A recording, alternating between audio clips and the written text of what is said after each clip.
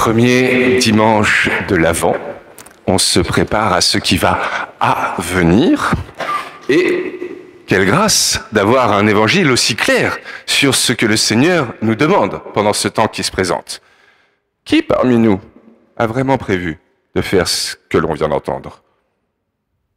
Personne? Tant mieux, parce que sinon les pompiers risquent d'avoir un peu de boulot, je pense. Est-ce que vous mesurez ce que Jésus vient de nous demander? Restez éveillés, combattez le sommeil dans la version grecque, jusqu'à ce qu'il vienne. Noël, c'est dans 3 semaines. Ça risque d'être un peu dangereux quand même, 22 jours sans dormir. Surtout qu'en plus, il a la bonne idée de nous dire « Ah, mais on ne sait pas vraiment le jour et l'heure. » Donc ça se trouve, ça pourrait être plus. Qui a vraiment prévu de faire ça? Pourtant, n'est-ce pas ce que vient de nous demander Jésus? Alors, comment on reçoit ça? Surtout que, si on continue un peu, on est au chapitre 13 dans Marc, on va se rendre compte que Jésus lui-même part dormir. Donc, il nous dit de rester éveillé, et en même temps, lui-même ne fait pas ce qu'il demande. Comment comprendre? Et petite parenthèse, peut-être méfions-nous toujours de ceux qui nous disent « c'est écrit dans la Bible ». Oui, c'est peut-être écrit dans la Bible. Il y a plein de choses qui sont écrites dans la Bible, mais il faut savoir les recevoir, les comprendre, les interpréter. On est d'accord qu'on ne va pas faire littéralement ce que Jésus vient de nous demander. Il faut réfléchir sur cette question de qu'est-ce qu'il veut dire par « veiller ». Au fond, il ne nous demande pas de refuser le sommeil pendant un temps indéterminé. Qu'est-ce que ça veut donc dire? Je me suis permis d'ouvrir un dictionnaire parce que spontanément, je me disais que veiller, c'est attendre. Faux, totalement. C'est nulle part écrit dans le dictionnaire, veiller égale attendre. Veiller, ça veut dire ou donc combattre le sommeil, ou bien être en éveil. Qu'est-ce que ça signifie, être en éveil? J'avoue que ça fait pas partie de mon champ rhétorique habituel. Et donc, j'étais un peu perdu et d'un coup, j'ai repensé à quelque chose que j'ai appris il y a quelques temps, qui est quand même assez bluffant.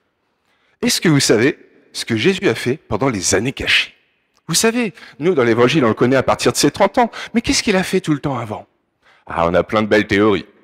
Est-ce qu'il était dans l'atelier d'artisan de Joseph à travailler le bois? Est-ce qu'il est parti au désert rencontrer Dieu pendant quelque temps? Est-ce qu'il s'est fait peut-être moine chez les Esséniens, des juifs un peu monastiques de l'époque? Beaucoup d'idées sur ce qu'il aurait pu faire, et une assez nouvelle depuis le siècle dernier, que Jésus serait en fait allé se former en Inde auprès des bouddhistes pour nous apporter ensuite les enseignements du Bouddha. Et la légende est quand même assez étoffée parce que si un jour vous avez la grâce d'aller par là-bas, rendez-vous donc au Cachemire, à Srinagar, et vous pourrez découvrir le tombeau de Jésus. En tout cas, là-bas, c'est comme ça que ça se présente, c'est la légende locale. Et nous, forcément, ça nous interpelle parce que c'est pas ce qu'on a reçu. Mais je comprends que certains puissent voir des rapprochements entre les paroles de Bouddha et celles de Jésus. C'est sûr, ils ont tous des paroles qui nous invitent à élever notre spiritualité, à rechercher la sérénité, à avoir un certain altruisme. Mais si les voies peuvent paraître similaires, je crois que ni l'approche, ni le terme ne sont le même. Regardons. Notre ami Bouddha, souvenez-vous, au début c'est un prince, le prince Siddhartha. Et notre prince Siddhartha, il a les parents sûrement parmi les plus bienveillants du monde, et les plus riches aussi, ce qui fait qu'ils lui ont construit un palais pour le préserver de tout mal. Il y a des jardins somptueux, tout le monde est gentil, aucune maladie, les meilleurs médecins, tout va bien. Et notre ami Siddhartha arrive à l'adolescence et un jour, il se faufile du palais. Et là, il découvre quoi? Les maladies, la misère, les jalousies, les rancunes humaines, tous ces maux dont il avait été préservé pendant 15 ans. Et alors forcément, pour lui, grande souffrance. Lui qui pensait que la vie était belle, qu'elle pouvait avoir un sens, d'un coup, il se rend compte que non, la plupart des gens sont dans la douleur et lui-même aussi. Il en fait l'expérience et donc, comment la combattre?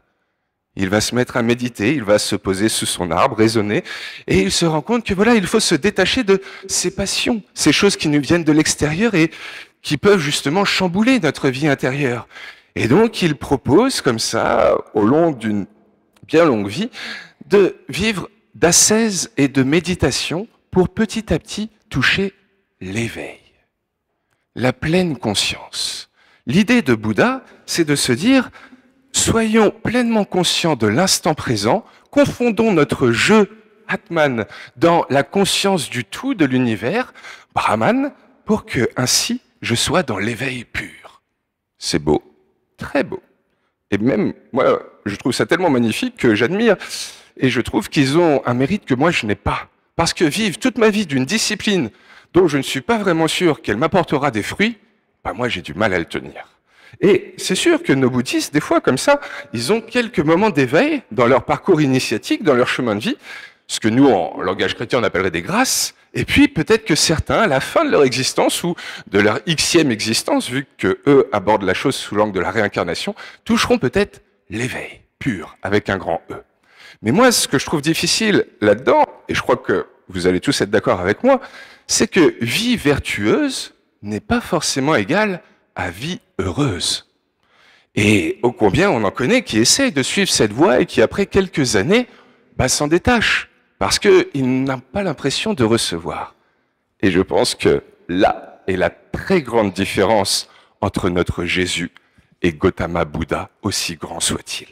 Parce que notre Jésus, il nous offre quand même autrement mieux qu'une discipline. C'est qu'une discipline, je suis pas sûr qu'elle puisse faire d'un coup l'éveil de la conscience, la pleine conscience. Par contre, lui, notre Jésus, il nous offre une connaissance, une confiance qui peut créer un balancement phénoménal.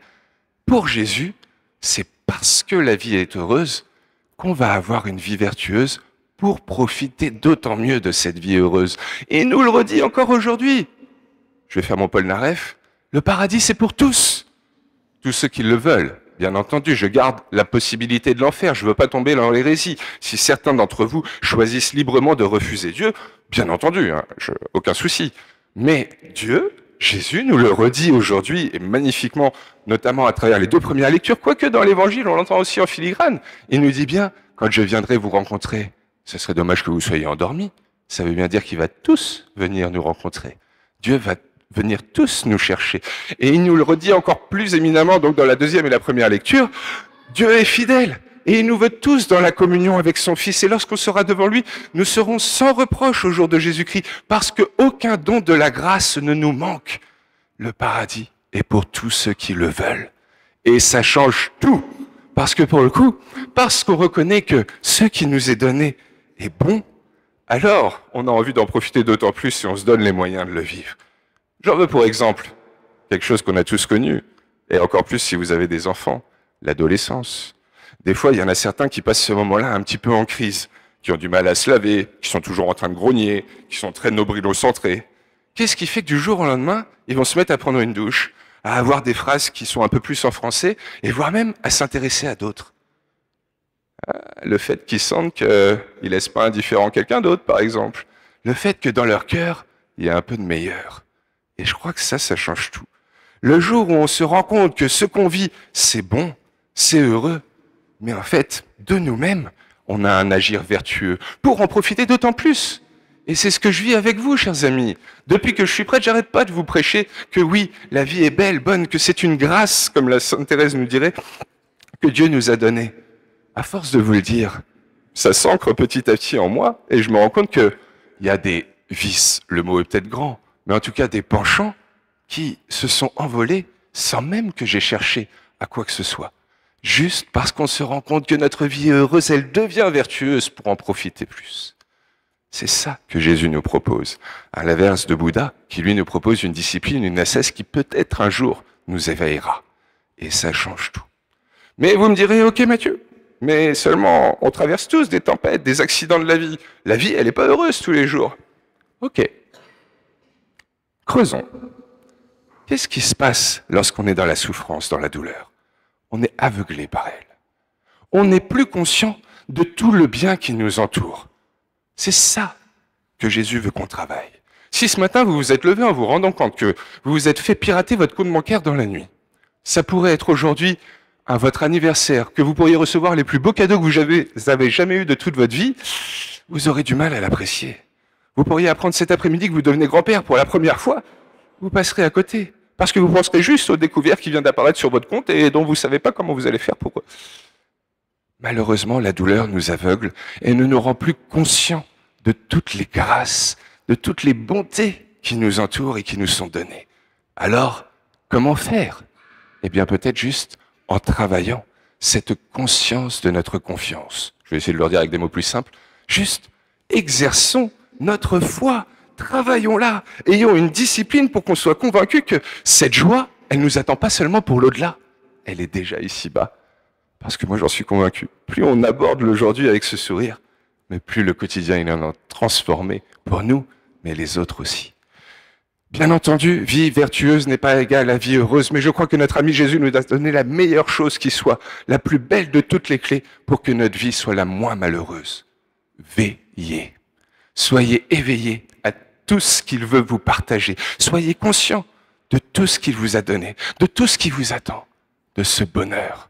Parce qu'il y a sûrement qu'ainsi que comme lui, on sera capable de comprendre que malgré toutes les douleurs, au fond, cette existence, ce n'est que saveur.